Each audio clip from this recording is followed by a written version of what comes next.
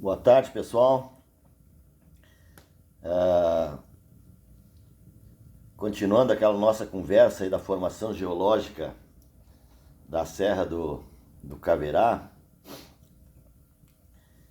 Estou aqui na cidade, nessa tarde fria de 27 de julho, se não me engano. Ah, tá nublado aí fora, tá feio o tempo. Bom, mas vamos reiniciar então. Nós tínhamos falado das placas tectônicas da derivação continental. Quero fazer uma correção aí, né? Eu falei da força da gravidade e falei que a força da gravidade se dava pelo movimento no núcleo da Terra, dentro do magma aí, uma esfera, vamos dizer assim, né? Girando no sentido contrário dos dias e da noite da Terra, formava aí a gravidade. Não, tá errado. Isso aí não tá certo. Isso aí na verdade, vem a formar o campo magnético da Terra, né? Dentro do magma, teoricamente, existe uma esfera enorme girando no sentido contrário da rotação da Terra, né? E isso aí cria um campo magnético que nos protege da radiação do Sol, principalmente da radiação solar, tá? Então é isso aí. A força de gravidade, essa que nos puxa para o centro da Terra, esta aí está relacionada com a massa do planeta, né? Hoje nós sabemos que a aceleração, que se chama aceleração da força de gravidade, está em 9, não sei que metros por segundo, né? Eu não vou entrar no detalhe. A força de gravidade da Lua é 3, não sei que metros por segundo. A Lua é menor que a Terra, tem menos massa que a Terra, né?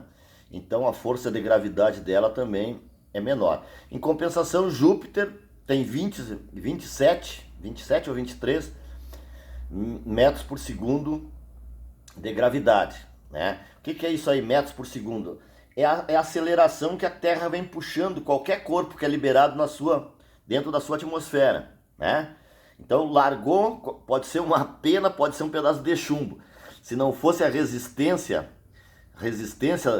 do ar, os dois teriam que cair ao mesmo tempo de qualquer distância que tu largasse.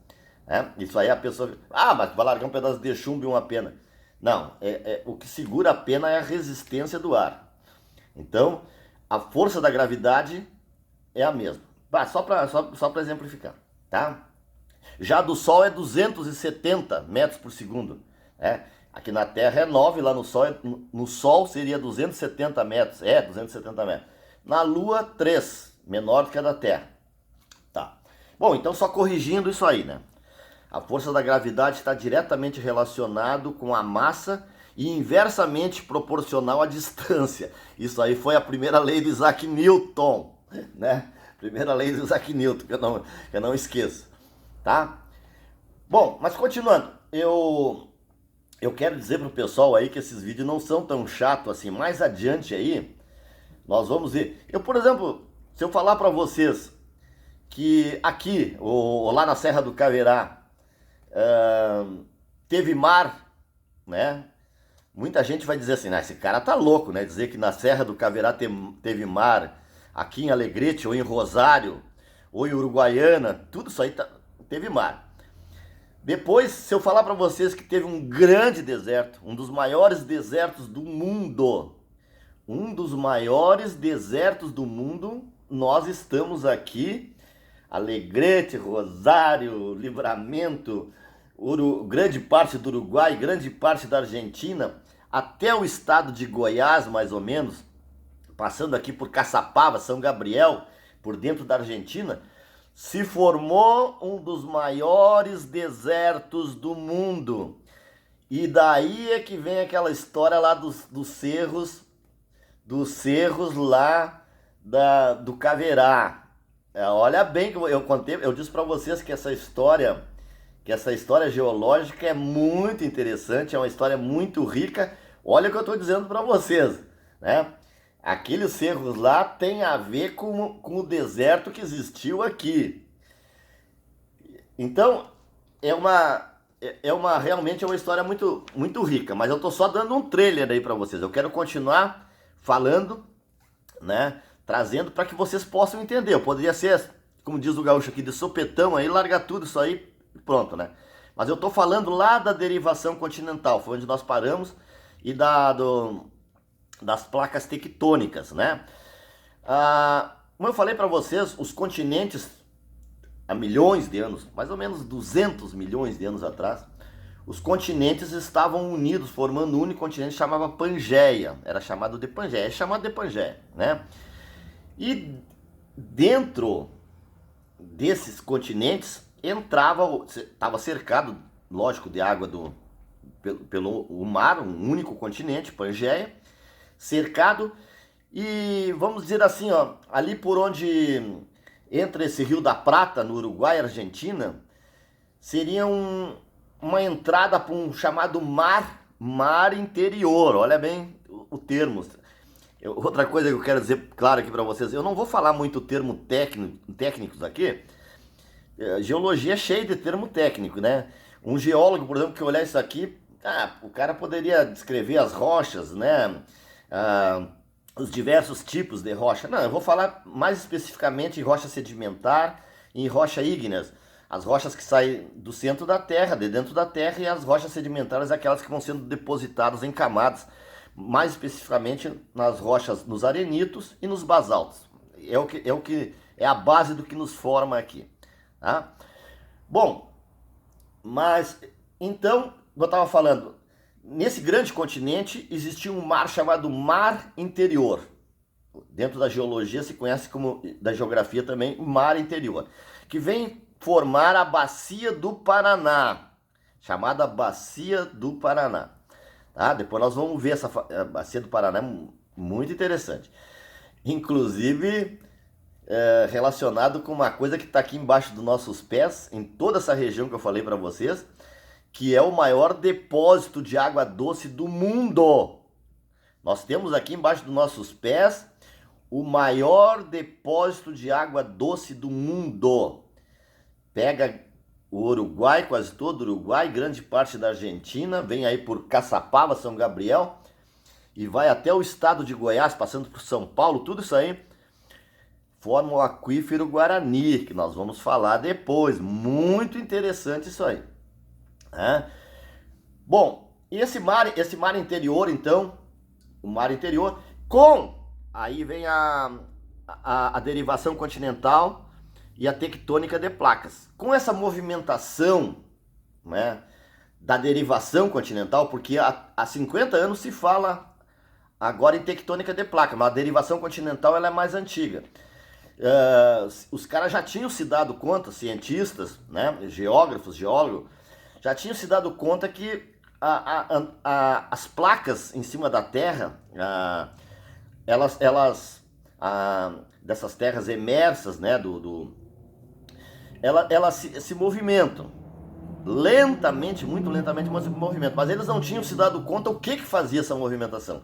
Aí, mais recentemente, uns 50, 60 anos atrás, começou então o estudo da tectônica de placas, né? A tectônica de placas é a separação dessas placas pelo líquido incandescente que vem do interior da Terra e vai então os americanos procurando petróleo com sondas e coisa e tal. Daqui um pouco eles encontraram embaixo do mar enormes rachaduras, vamos dizer assim, embaixo do mar, largando magma embaixo do mar, né? E os caras nunca tinham visto aquilo ali, né?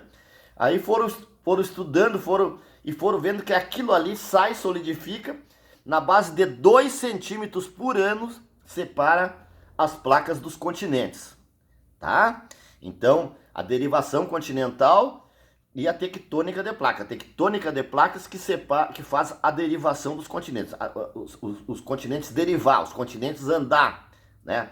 Por dentro dos mares, vamos dizer assim, e fora dele também, né?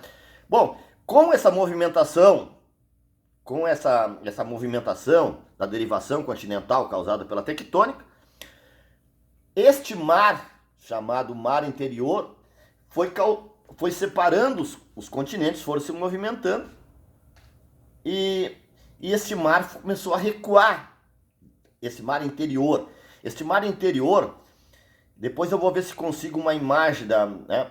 Esse mar interior, como eu disse para vocês, ele pegava ali grande parte da Argentina, aqui passava por dentro do Uruguai, praticamente todo o Uruguai, só ficava a região litorânea, pegava aqui por Caçapava, Bagé, Caçapava, e subia aí Santa Catarina, Paraná, até São Paulo, e até o estado de Goiás, passava São Paulo, Goiás, fazia, né, fechava lá na Argentina de novo, né? Isso era o mar interior. Bom, como eu falei, a movimentação das placas, esse mar começou a recuar, claro, através de, isso aí não é coisa assim de um dia para outro, né? É coisa de milhões de anos. Começou a recuar esse mar, e o fundo dos mares, para vocês terem ideia, não sei se vocês já ouviram falar, ele é formado, o assoalho dos mares, ele, no geral, assim, ele é formado por rocha granítica, por granito, rocha granítica. O granito, ele é uma rocha formada quase que exclusivamente, 99%, vamos dizer assim, é quartzo. Quartzo nada mais é do que areia. Tá? E tem outros dois elementos que formam o granito, que são o feldspato e a mica. Né? O feldspato é o colante, e a mica então está agregada junto ali. E quando esse mar recuou, conforme ele foi recuando, foi ficando exposto esta rocha do assoalho dos oceanos, desse oceano, do mar, desse mar interior. E aí então começou os agentes da erosão a trabalhar em cima dessa rocha, a chuva, o vento, os agentes da erosão que vão desagregando então essa rocha. E aí foi se formando areia, e aí entra a história do deserto.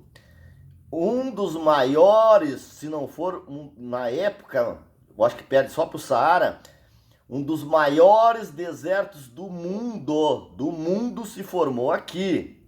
Imagina tu ir de Caçapava, lá dentro da Argentina, só em cima de areia. Olha o tamanho da imensidão desse deserto. Ou tu pegar lá de Buenos Aires, onde é Buenos Aires, Montevidéu hoje, e ir até o estado de Goiás, em cima de areia. Isto aí foi um grande deserto que se formou realmente quando essa água recuou e ficou exposta à rocha granítica do fundo dos oceanos. É interessante porque era mar, tinha organismos vivos, tinha molusco, tinha crustáceos, tinha babá, né? E conforme esse mar foi recuando através dos milhares de anos, ele foi deixando lagoas salgadas. E esses organismos, então, claro, precisavam da água, eles iam se concentrando nessas lagoas, conforme o mar foi baixando. Isso é interessante porque é uma prova de que aqui realmente existiu mar, porque mais adiante nós vamos falar aí dos poços artesianos e vamos ver o que é uma água saloba ou água salobra, né?